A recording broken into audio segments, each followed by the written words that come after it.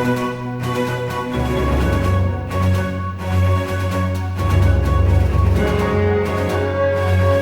guys, welcome back to another video, and today we're doing something a little bit different.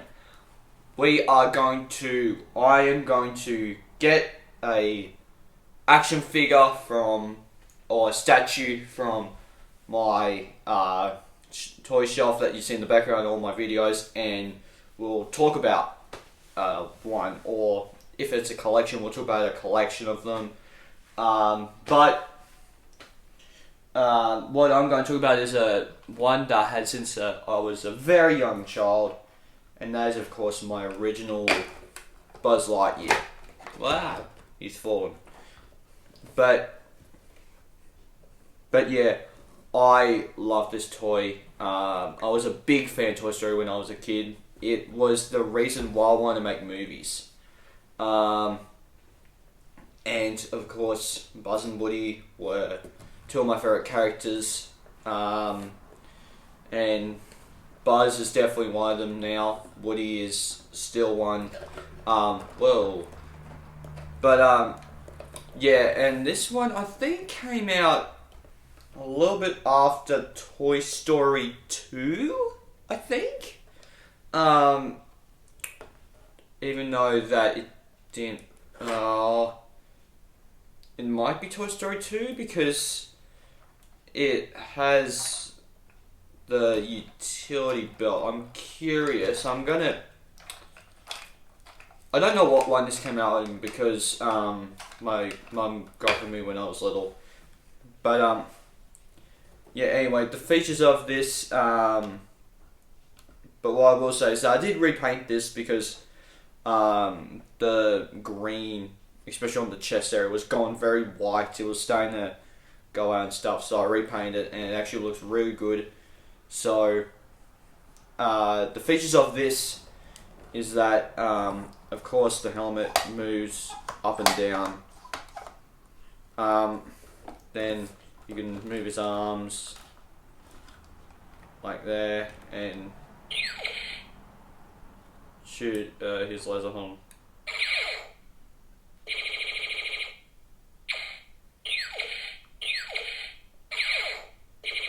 Okay, I was just seeing if that worked. But yeah, there's that. You can move his arms and do that if you want to. And then he doesn't. This is not. There's only maybe two versions of two Buzz Lightyears that are being created into a toy that can do the communique. This is not one of them, which is kind of disappointing. He has a few catchphrases. Let's just run down them real quick. I have a laser and I'll use it. Hang on, cowboy. Anti-gravity belt. Standard issue. Someone's got to stop that evil Emperor Zurg. Never tangle with a space ranger, my friend. Look at my impressive wingspan. So, then, of course, as soon as he says that, I used to press this button. His wings don't really work anymore. I need to kind of take the back off and do this and kind of open them up. I hope that's as far as they can go. They're not as short as the original Buzz Lightyear toy was, but they are very wide for a Buzz Lightyear toy, and it's one of those where it's like you can do that and whatever. And at the time, this was the most film accurate Buzz that I've ever seen. There has been a few different versions of this. We'll talk about. I actually have one of those variants, but we'll talk about that one another time. But there was one with like an arm shoe thing, like around one of his arms. There was one that's basically just like this. Nothing was different except for some of the voices. There was that, and then there was there was like maybe 4 or 5 of these models, but two of them are just basically exactly the same, but they just had different voices on them, really. And the rest of them, one just had like an arm thing. Then the other one, which I won't talk about now, but we will talk about when we get to that, when we talk about that one. But you can move his head backwards and forwards there. You can like move his legs and his feet as well. He does the same with his feet. He does the same with this and his arm too. But yeah, it's very cool. This is probably my favourite Buzz Lightyear toy that I have, because this is something that it will look like that Andy would had in Toy Story. Like, if you compare this one to the Toy Story Collection one, the Toy Story Collection one is more wider. Actually, I have one that's kind of the same wideness as the Toy Story Collection one. But I always wanted the Toy Story Collection one because, one, it has light wings. Two, you can open up the wrist communicator. And also, there was another reason why I wanted it. Oh yeah, because it has like an interactive mode, so it has a lot more features than this. These helmets are very like, the helmets have seen better days, really. They're all scratched to hell. I'll like to take it off, but again, I don't necessarily want to break it because, one, my Buzz Lightyear toys are already kind of broken. Like, he still works and everything, but the back of his helmet is closed, and because, well, no, the back of his helmet is broken, and because the back of his helmet is connected to his kind of back bit, so it's like that and that. That just that broke off, and his leg broke off, but I was still able to make him stand up with putting the leg back in. That's why I only use the front part of his helmet, just to look like that his helmet's open. But yeah, it's very cool how this version of Buzz is very much kind of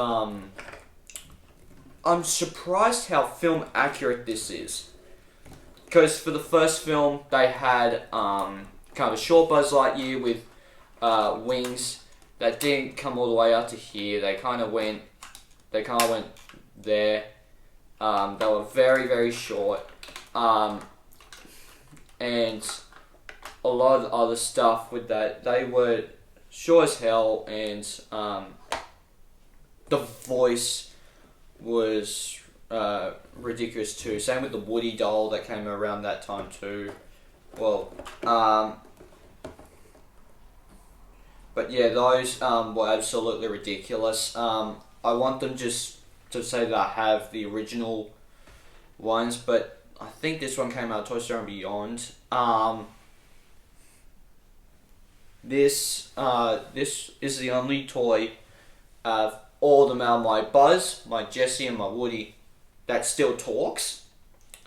And also doesn't have a pull string, because once Buzz Lightyear, and yeah, but I think he looks really good with his new paint job. I think I did a really good job with that.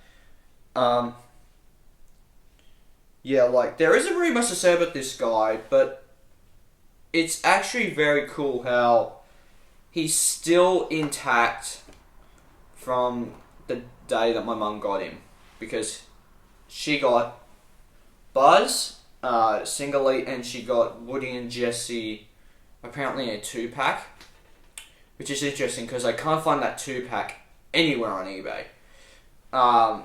I can find the Woody that I had separately, but I can't find the Jesse and Woody 2-pack or the just the Jesse. So that's just ridiculous. But I liked Toy Story 2 at that time, but I was more of a fan of the first Toy Story, so I would play with Buzz and Woody constantly.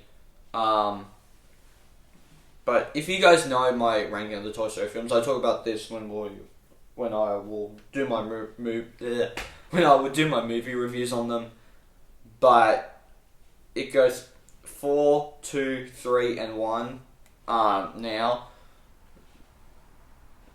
because for some reason to me, the one that I grew up watching the most just comes a tiny bit more boring, and the other ones are more entertaining to me.